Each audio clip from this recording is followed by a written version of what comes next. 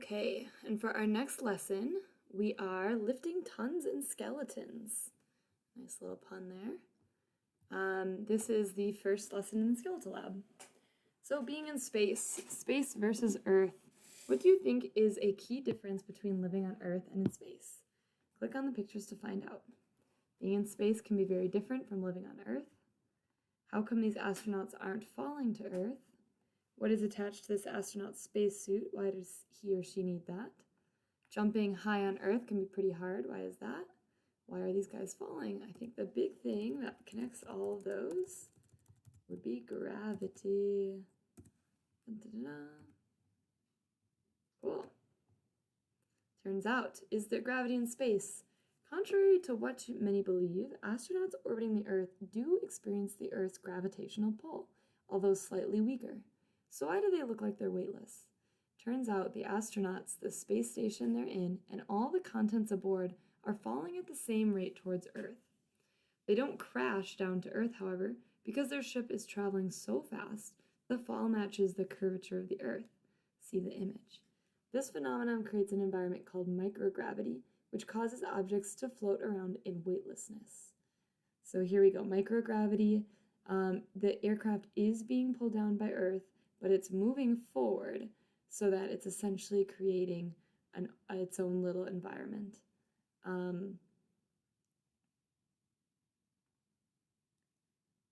Okay, which of these activities do you think would be the most awkward to do in microgravity? That's an interesting thing. You just select whatever you think. They're eating noodles, breakdancing, sleeping, going to the bathroom, washing yourself. But, and there's a funny video that I'll play during the live lesson of what water looks like in space. Microgravity and your bones. Does microgravity benefit or harm your bones? Floating in microgravity isn't all fun and games. On Earth, your bones work to give your body the structure needed to keep it upright against the downward force of gravity. In microgravity, however, your bones don't have to work as hard to support the weight of your body. What skeletal region do you think works the hardest to hold your body upright on Earth? Okay, go ahead and put a star there. What do you think works the hardest? All right, you can go ahead and put it wherever you want. I put mine on the pelvis, I'm pretty obsessed with the pelvis right now, trying to learn the curvature and the structure and function there. What actually happens is two things. Researchers found two effects on microgravity. Okay, let's learn more. Without gravity pulling down, the bones in your spine can relax and expand. This has allowed astronauts to grow up to 2 inches. This fades away once they get back on Earth, though. The other thing is that in microgravity, astronauts lose bone mass each month. Look at how this can affect the structure of the bones after the long mission. So what do you observe on the left? Maybe a lot more material than on the right. It has atrophied or decreased in size.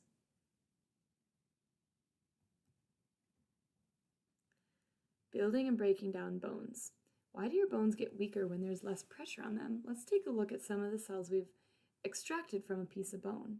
As you may recall, your bones are living, dynamic organs that are constantly being built and broken down. There are 2 bones that play a role in this building and breaking down. So here we have an osteoblast and an osteoclast. And builder cells are blasts, and they add calcium. And osteoclasts dissolve or reabsorb and act on the surface of bones. These cells release enzymes to dissolve bones, releasing calcium into the blood. Reabsorption is the act of breaking down a tissue like a bone and releasing the components into the blood. Okay, so bone reabsorbing cells, so that's an osteoclast. It uses enzymes to dissolve bones, releases calcium back into the bloodstream, and is called an osteoclast. Bone builder uses calcium to thicken bones and is called an osteoblast. Go ahead and take notes on that in your notebook. How do bones decide when to build and break down? The process of building and breaking down bones is called bone remodeling. Bone remodeling is strongly influenced by a third cell that lies deep within bones. The last type of bone cell, called an osteocyte, is one that can sense the load put on the bone itself. When osteocytes sense there is a heavy load on a bone, it signals the builder cells to increase bone density in reaction to that stress. When there's little to no load, it signals the dissolving cell to dissolve the bone. Makes enough sense? So go ahead and we'll answer these questions. When more load is put on a bone, osteocytes signal osteoblasts to increase bone density. When less load is put on a bone, still the osteocyte, the cell, signals the osteoclasts to decrease bone density. It's pretty cool, honestly. Think of your bones can adapt in that way. So let's think about different heavy loads we'd experience on Earth. All right, and so here we have A. What does that look like? Maybe a lot more holes. What do you observe? B seems a lot denser.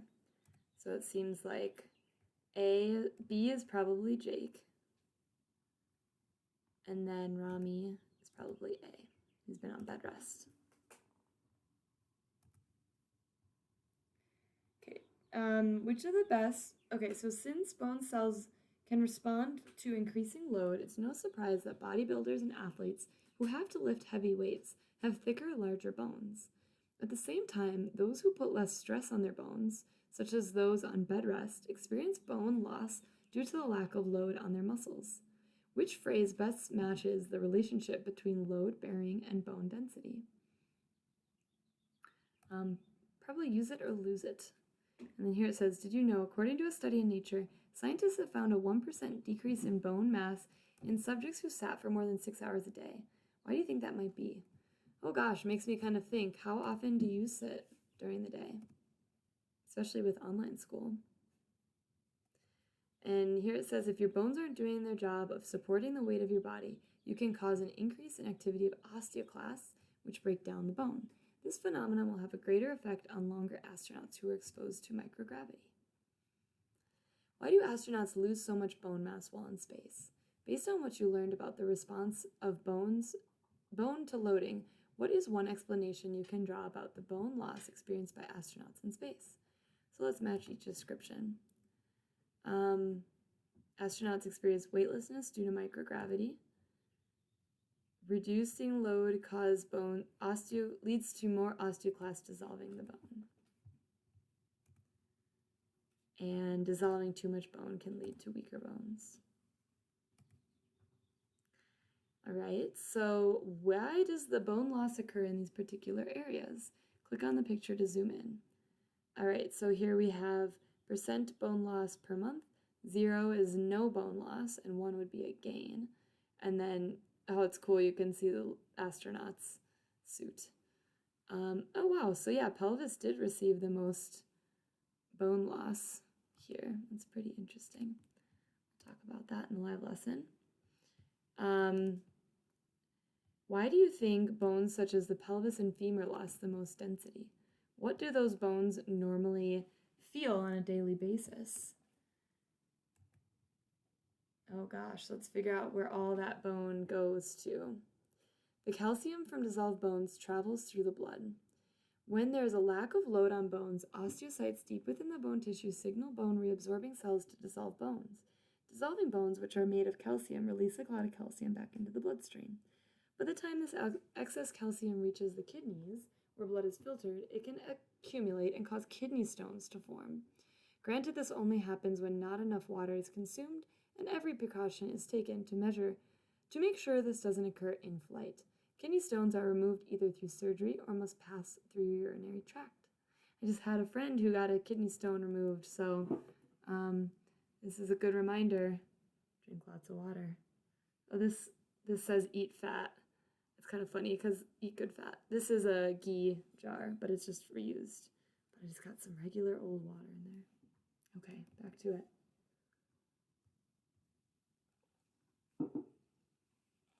A quarter-sized ball of calcium. All right, preventing bone loss. How can you counteract bone loss in space? A key difference you've observed between Earth and space is the load placed on one's bones. Remember that the lack of load on bones can signal bone reabsorbing cells to dissolve bones.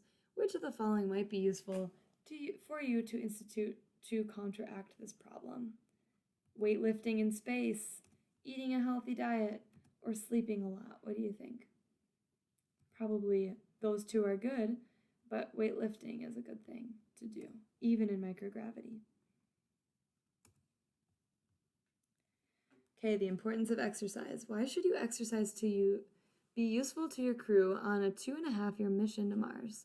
Which of the 2.5 years? That's pretty incredible to think about. Like, what are you going to do in the next 2.5 years? Could you be on a journey to Mars? Which of the following are benefits of regular exercise? Select all that apply. Exercise puts pressure on bones, which is required to keep them healthy. Yep. Exercise helps preserve bones, allowing astronauts to carry out tasks that require strength and movement in and around the spacecraft. That's important. Exercise maintains bone health, which will help the crew complete tasks on Mars 6 months after the launch. Yeah, totally. And exercise prevents your crew members from getting fractures due to rapid bone loss. All those things seem good. In order to counteract the load, astronauts must stay active. So what kind of exercise? Weightlifting exercise play a key role in maintaining bone structure. One device in particular is the ARED, or Advanced Resistance Exercise Device. This device was designed by NASA to allow astronauts to carry out exercises such as deadlifts, squats, and calf raises. How do you think astronauts keep their balance while using such a device in microgravity? Do they tape themselves? Do they have a resistance band? Or do they use pulleys? I bet it's some sort of a resistance band. Okay, maybe it's harness. Okay, that's supposed to be a harness. All right. Harnesses are used to keep astronauts firmly. That's not a whatever. Without the use of these harnesses, crew members wouldn't have the balance to fully use the custom weightlifting machine. Pretty interesting. All right, we're gonna tweet our crew. And we can use hashtags. So yeah, I'm kind of curious to see what you come up to. Maybe use the phrase use it or lose it. Definitely applies here. Maybe you say hashtag swole, hashtag sun's out, guns out. I don't know. But then go ahead and summarize what you've learned. Add maybe a sentence. Work out in space to prevent bone loss. That's your main thing. All right, and now we get to modify our crew's exercise plan.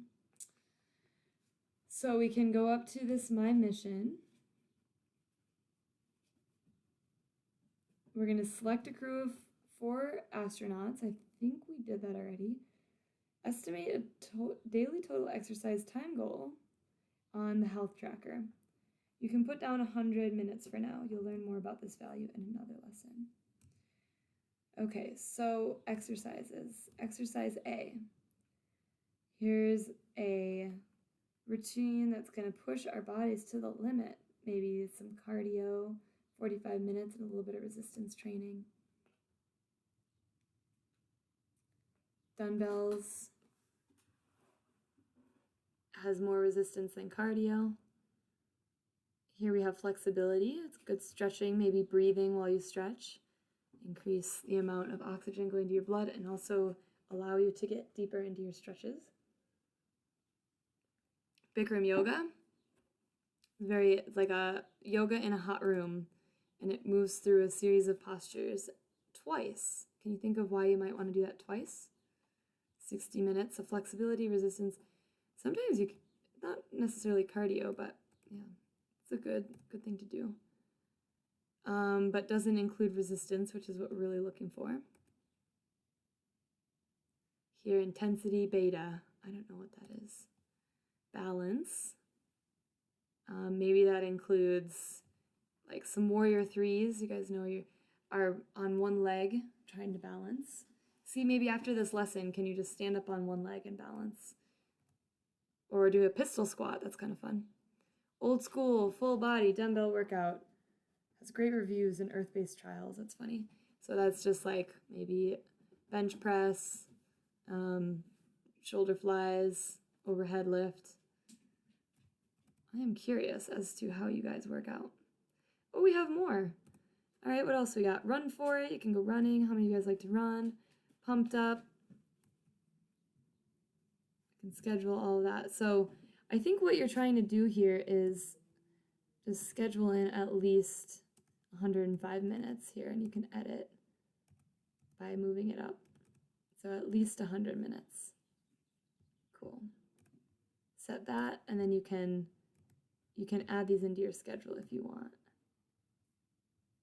All right, so go ahead and do that for each one of your astronauts, and that is the end of this lesson.